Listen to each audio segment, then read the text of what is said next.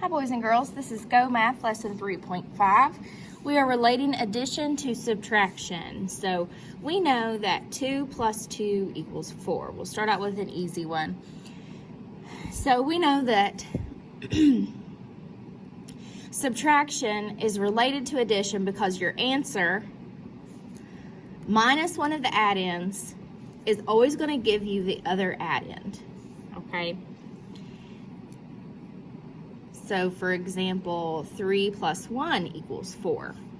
Okay, even though we have the same answer, 4 minus, if we take one of these add-ins, we're always going to get the other add-in. They're just opposites. We just move them around, okay? Again, we're on page 187. I want you to complete the bar model to show this problem. So, we would have 8 pink soccer balls and 7 blue soccer balls. These are the parts. This would be the whole. And sometimes they even add a one whole bar down here. I'm not sure why they didn't add it this time. I guess because they just put the line here. So you add the parts to get the whole. So we come over here and say 8 plus 7. And I know that there are a couple different ways that we could figure this out. The easiest way that sticks out to me is this is a doubles plus 1 fact. So 7 plus 7 is 14. 8 is 1 more than 7. So we just have to add 1 to that. So the answer will be 15. So you'll write that on the line and you have 15 soccer balls. Now, when you come down here to the bottom, it's the same model, part, whole, except instead of looking for the whole, we're looking for one of the parts. So when you have both of the parts and you're looking for the whole, you add because you're looking for the total. And then a way to get the total or the sum is to add. If you have the total and one of the parts, you are looking for the other part, which means you are going to subtract. So you would say 15 minus 7 equals what? So again, you have to start looking at your numbers to try to find things. So I know that 7 and 7 makes 14, but our answer is 15, so I need one more. So this is going to be an 8. So then we have 8 soccer balls. Okay, go ahead and turn over to page 188. We have this bar model, or part, whole, up here for these two. And then down at the bottom, it's just showing you the actual problems without that.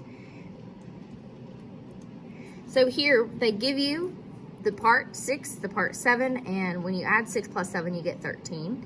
And I know that because I can look at these numbers and see if I can use anything to help me. And I can, because 6 and 6 makes 12.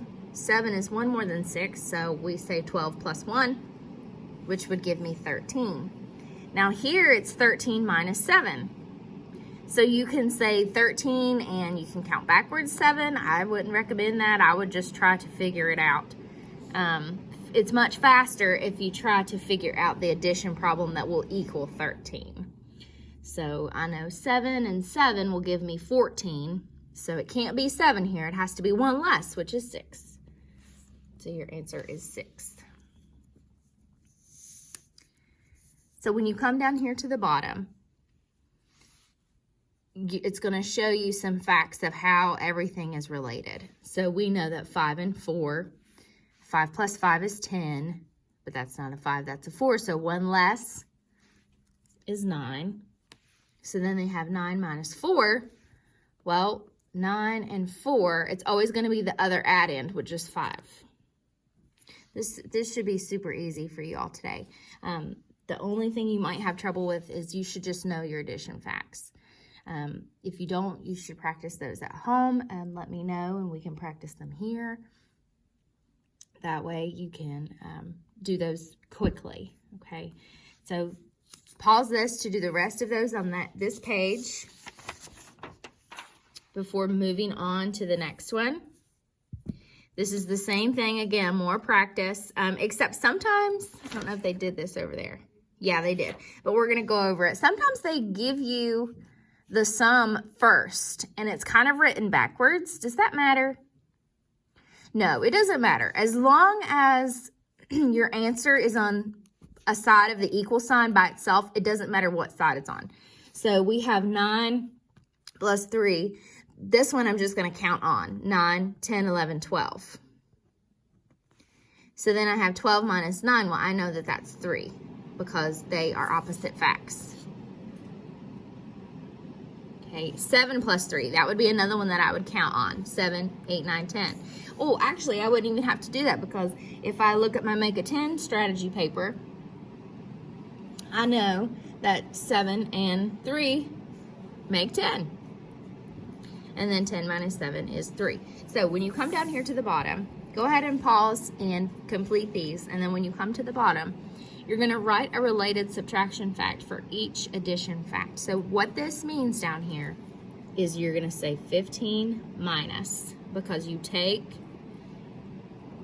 your sum and turn it into a subtraction problem. 12 minus, 17 minus, and 13 minus.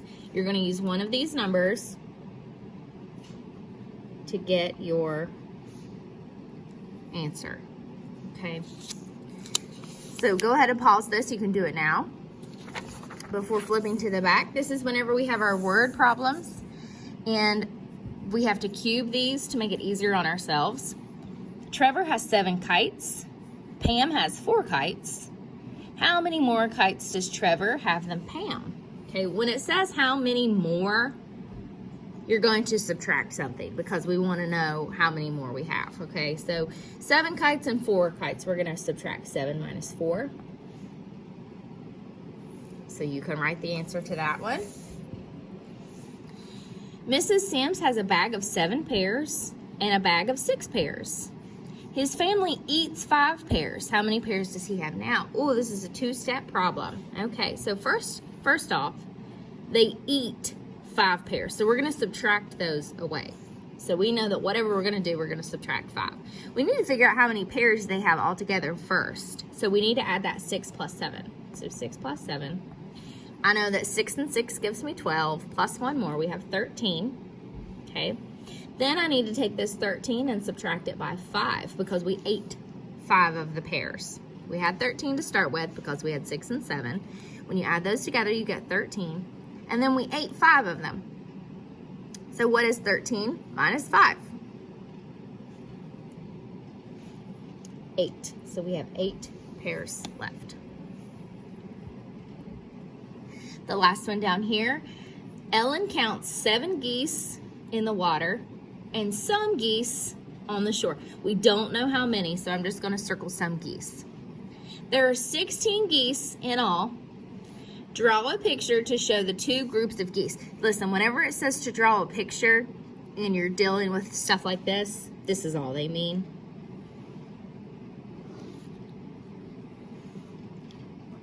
They want a part whole.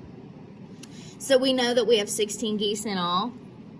There are 7 geese in the water, and then there's mystery geese on the shore. So when it says write a number sentence that can help you find how many geese, remember I told you if we have the whole and we're looking for the part, what kind of problem is it? It's a subtraction problem. So 16 minus 7. What does that give us? Well, I could say I know that 10 and 7 is 17, so if you subtract 1, it's a 9. So we have 9 geese. Go ahead and do the practice and the homework on your own.